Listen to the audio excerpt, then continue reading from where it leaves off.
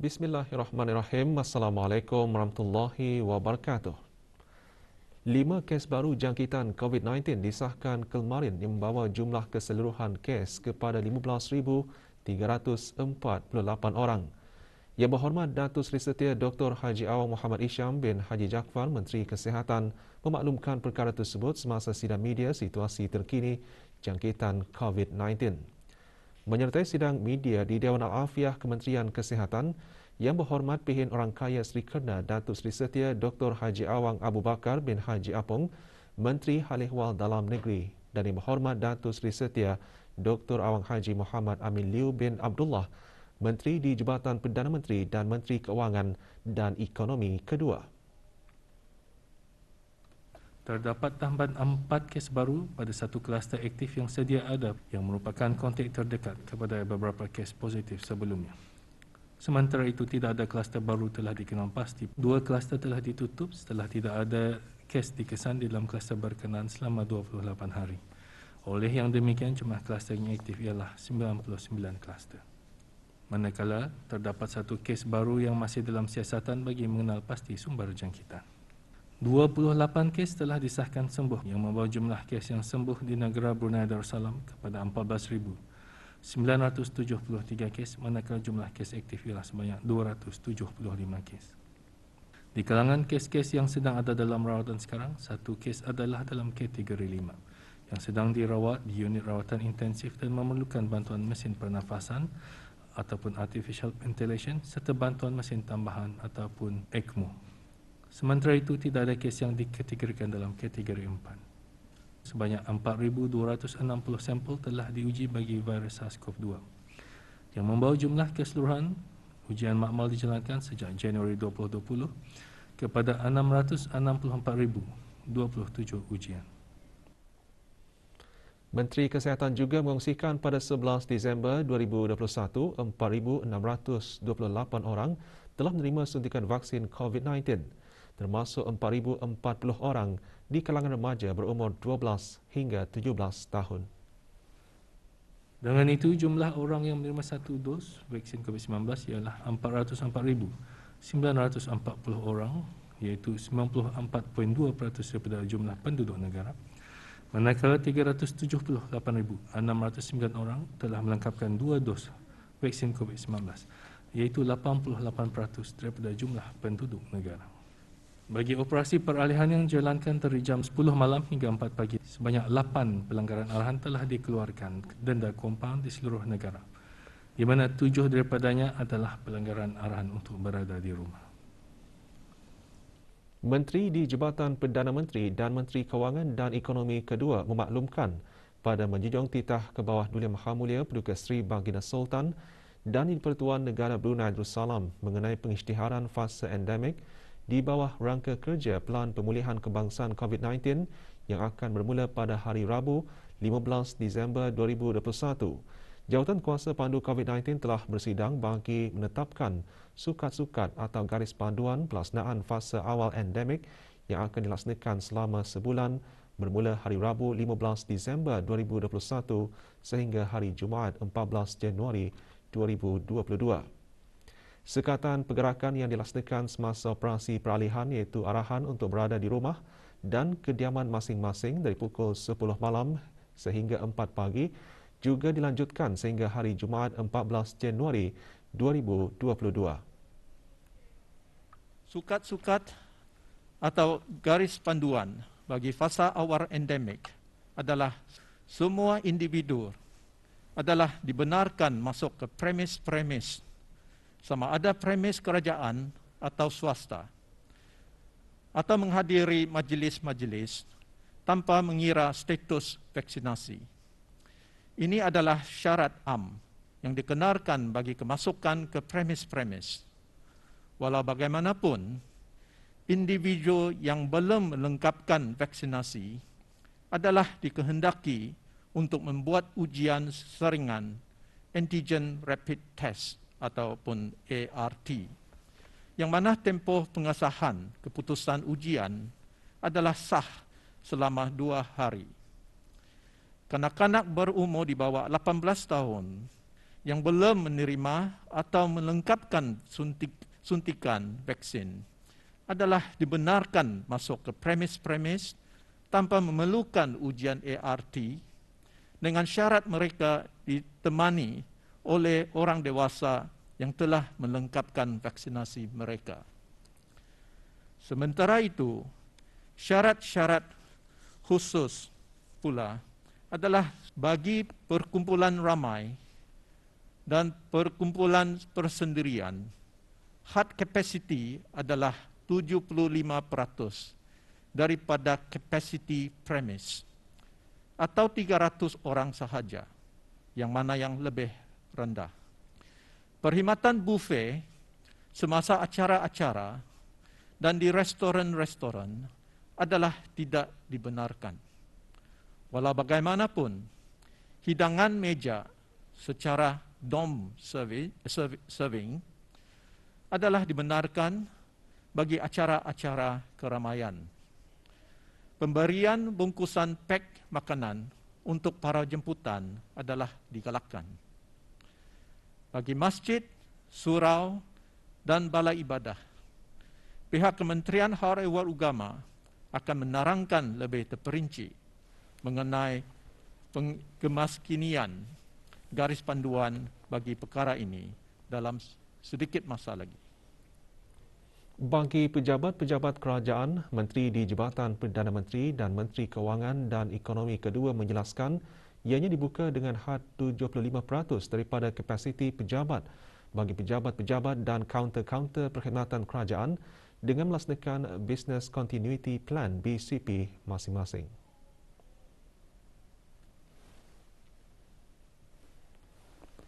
Kapasiti ini termasuk kemuatan bagi para petugas dan orang ramai. Waktu pejabat adalah mengikut waktu pejabat seperti biasa, iaitu bermula jam 7.45 pagi hingga 12.15 tengah hari dan 1:30 petang hingga 4:30 petang. Kaki tangan kerajaan yang telah melengkapkan vaksinasi penuh hendaklah membuat ujian saringan ART secara berkala setiap 2 minggu, yang mana kos ujian adalah ditanggung oleh pihak kerajaan. Kaki tangan kerajaan yang belum mendapatkan atau melengkapkan suntikan vaksin adalah dibenarkan kembali bertugas di pejabat masing-masing dengan syarat mereka bekerja di ruang kawasan yang tidak terdedah kepada orang ramai. Walau bagaimanapun, mereka dikehendaki untuk membuat ujian ART yang mana tempoh pengasahan keputusan ujian adalah sah selama 2 hari. Tanggungan kos ujian adalah seperti berikut. Kaki tangan yang baru mendapatkan 1 dos vaksin atau tidak boleh divaksinasi atas sebab perubatan, kos ujian ART akan ditanggung oleh pihak kerajaan. Dan kaki tangan yang memilih untuk tidak divaksinasi atas pilihan sendiri atau sebab peribadi akan menanggung sendiri kos ujian ART berkenaan. Mereka perlulah mendapatkan ujian ART dan sijil pengasahan yang negatif melalui pusat ART yang diiktiraf oleh Kementerian Kesihatan terlebih dahulu sebelum memasuki premis kerajaan.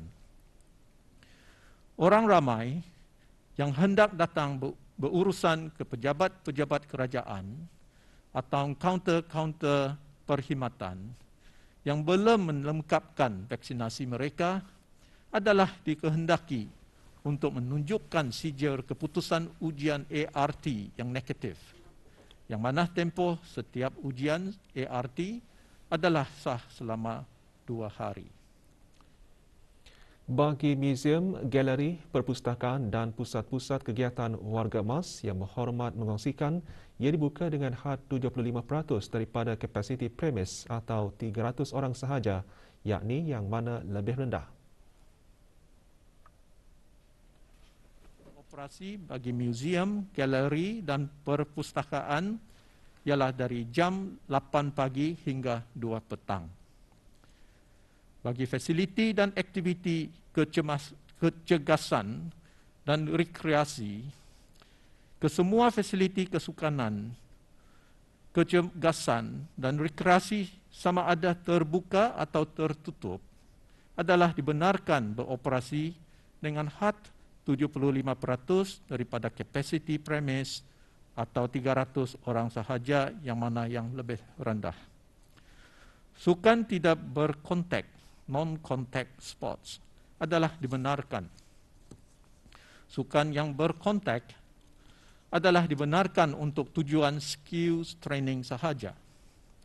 Perlawanan sukan tidak dibenarkan dan sukup muka hendaklah dipakai pada setiap masa kecuali semasa melakukan aktiviti berintensiti tinggi. Bagi premis-premis perniagaan termasuk restoran, kafe, food courts, panggung wayang, arcade, taman permainan tertutup, indoor playground, premis-premis kecantikan seperti salon dan kedai gunting, pasar dan tamu, fasiliti kesukanan dan sekolah muzik dibukakan dengan had kapasiti 75% daripada kapasiti premis atau 300 orang sahaja, yang mana yang lebih rendah. Sekali lagi diingatkan bahawa perkhidmatan buffet semasa acara-acara dan di restoran-restoran adalah tidak dibenarkan. Walau bagaimanapun, hidangan meja secara dom serving adalah dibenarkan bagi acara-acara keramaian. Pemberian bungkusan pek makanan untuk para jemputan adalah digalakkan. Dan para pekerja kritikal di pejabat premis perkilangan yang belum melengkapkan vaksinasi adalah dibenarkan untuk bertugas dengan syarat mendapatkan keputusan ujian ART negatif, yang mana tempoh keputusan ujian adalah sah selama 2 hari. Pekerja berkenaan juga hanya boleh ditempatkan pada ruang ataupun kawasan yang tidak terdedah kepada orang ramai. Menyentuh mengenai sekolah-sekolah di bawah Kementerian Pendidikan dan Kementerian Khalif wal Agama, sesi persekolahan akan bermula pada hari Isnin 3 Januari 2022. Manakala sekolah-sekolah antarabangsa akan beroperasi mengikut kalender persekolahan masing-masing.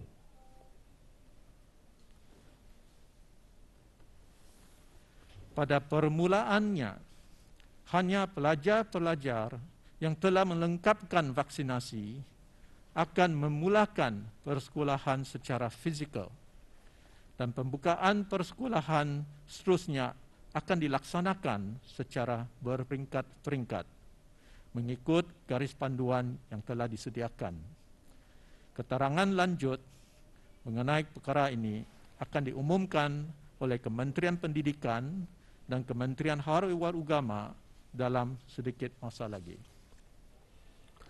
Menteri di Jabatan Perdana Menteri dan Menteri Kewangan dan Ekonomi kedua juga mengongsikan pengurangan sekatan aktiviti rentas sempadan, iaitu pembukaan semula perjalanan antarabangsa keluar dan masuk negara bagi perjalanan tidak mustahak melalui pengangkutan udara akan bermula pada hari Sabtu 1 Januari 2022. Bagi perjalanan keluar negara, hanya rakyat dan penduduk negara Brunei Darussalam yang telah melengkapkan 2 dos vaksinasi antara 14 hari ke 6 bulan sebelum tarikh perjalanan atau yang telah menerima dos penggalak dibenarkan untuk membuat perjalanan keluar negara tanpa memerlukan kebenaran perjalanan keluar negara dari Jabatan Perdana Menteri.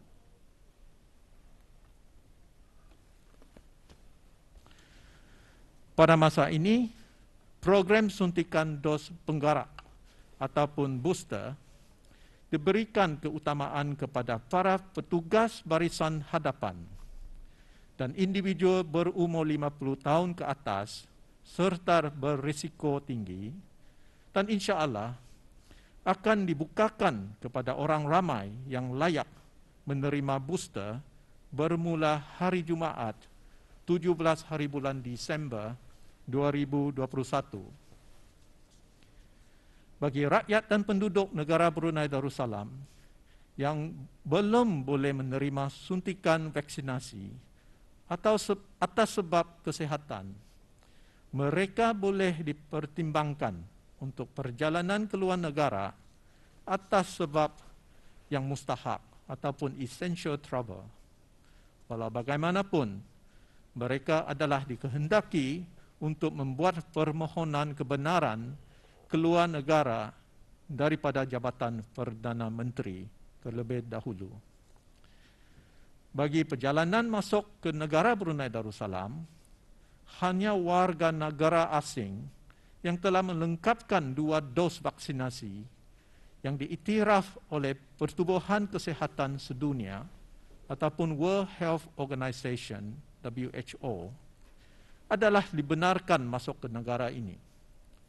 Walau bagaimanapun, sesiapa yang telah melengkapkan 2 dos vaksinasi yang tidak diiktiraf oleh WHO boleh dipertimbangkan untuk masuk ke negara Brunei Darussalam atas urusan perjalanan mustahak, essential travel, tetapi akan dikehendaki untuk mematuhi syarat-syarat kesihatan bagi orang-orang yang tidak bervaksinasi seperti ujian swab dan menjalani kuarantin.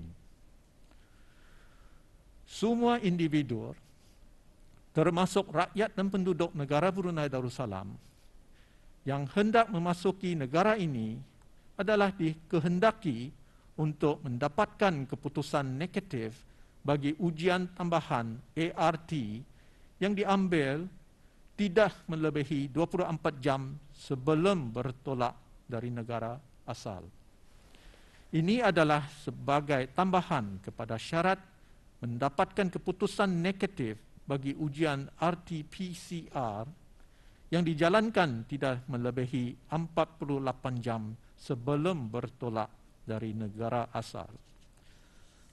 Walau bagaimanapun, bagi setiap rakyat dan penduduk negara Brunei Darussalam yang tidak dapat memenuhi syarat ini adalah dikehendaki menjalani pengasingan diri mandatori di hotel penginapan yang diisytiharkan semasa kembali ke negara ini pada sepanjang tempoh yang ditetapkan oleh Kementerian Kesihatan. Insurans kesihatan perjalanan yang meliputi pandemik COVID-19 daripada syarikat insurans yang berdaftar di negara Brunei Darussalam adalah dikehendaki bagi setiap rakyat dan penduduk yang akan keluar meninggalkan negara Brunei Darussalam dan bagi warga asing yang hendak masuk ke negara ini. Juga dikongsikan negara Brunei Darussalam akan memulakan Travel Green List semasa fasa awal endemik secara percubaan dengan 4 buah negara terlebih dahulu iaitu Australia, China, Singapura dan United Kingdom yang mana akan membenarkan warga negara asing daripada negara-negara berkenaan untuk membuat perjalanan tidak mustahak ke negara ini. Walau bagaimanapun, mereka adalah dikehendaki menjalankan ujian ART pada hari ketiga selepas sampai ke negara ini melalui pusat-pusat ART yang telah dibukakan. Sementara itu, mereka yang akan masuk ke negara Brunei Darussalam adalah masih dikehendaki untuk menjalani pengasingan diri sama ada di tempat kediaman ataupun di hotel-hotel bagi yang telah melengkapkan vaksinasi mereka ataupun di hotel-hotel yang diisytiharkan bagi yang tidak dibolehkan untuk bervaksinasi atas sebab kesihatan. Manakala perjalanan keluar dan masuk negara melalui pos-pos kawalan darat dan laut adalah masih ditangguhkan. Perincian lanjut mengenai syarat-syarat kesihatan seperti ujian swab RT-PCR, ujian ART dan kuarantin bagi perjalanan keluar dan masuk negara Brunei Darussalam akan dimaklumkan melalui garis panduan aktiviti rentas sempadan yang akan dikeluarkan bersama garis panduan yang lain dalam sedikit masa lagi. Tertakluk kepada indikator-indikator pemantauan semasa pelaksanaan fasa awal endemik nanti, khususnya indikator epidemiologi termasuk jumlah kes kritikal, kadar vaksinasi dan kadar bed occupancy di pusat-pusat pengasingan, Jawatankuasa Pandu COVID-19 seterusnya akan membuat persiapan untuk beralih kepada fasa berikutnya di mana sekatan-sekatan akan terus dikurangkan sehingga dapat kembali kepada keadaan kehidupan sebelumnya dengan penerapan norma baharu dalam kehidupan seharian. Menurut Menteri di Jabatan Perdana Menteri dan Menteri Kewangan dan Ekonomi kedua, sukat-sukat pelaksanaan garis panduan fasa seterusnya akan dimaklumkan pada satu tarikh yang akan ditetapkan kemudian. Pihak kerajaan sangat mengambil berat akan kerisauan dan kekhawatiran orang ramai terhadap ancaman wabak COVID-19 semasa fasa peralihan termasuk kesejahteraan kanak-kanak dan mereka yang belum melengkapkan vaksinasi. Maka oleh itu, pihak kerajaan telah melakukan sedaya upaya bagi memastikan langkah-langkah yang bersesuaian telah dibuat bagi memelihara keselamatan dan keamanan rakyat dan penduduk negara ini ke arah mewujudkan persekitaran yang aman, damai dan harmoni, semata-mata untuk membolehkan negara ini untuk terus pulih dan keluar daripada situasi pandemik ini dan sekaligus membantu pemulihan ekonomi dan perniagaan dengan harapan gangguan minimal kepada aktiviti harian masyarakat akan pulih secara beransur-ansur.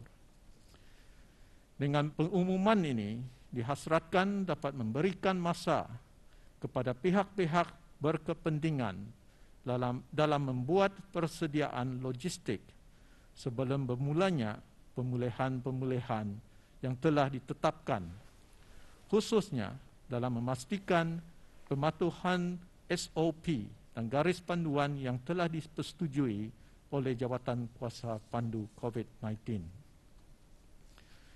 Semasa peralihan ke fasa endemik nanti, orang ramai adalah diingatkan sekali lagi supaya tidak lekah dan hendaklah terus mematuhi SOP seperti menjaga penjarakan fizikal, memastikan jumlah kapasiti yang dihadkan, memakai sukup muka, menjaga kebersihan, menggunakan aplikasi BruHealth secara mandatory.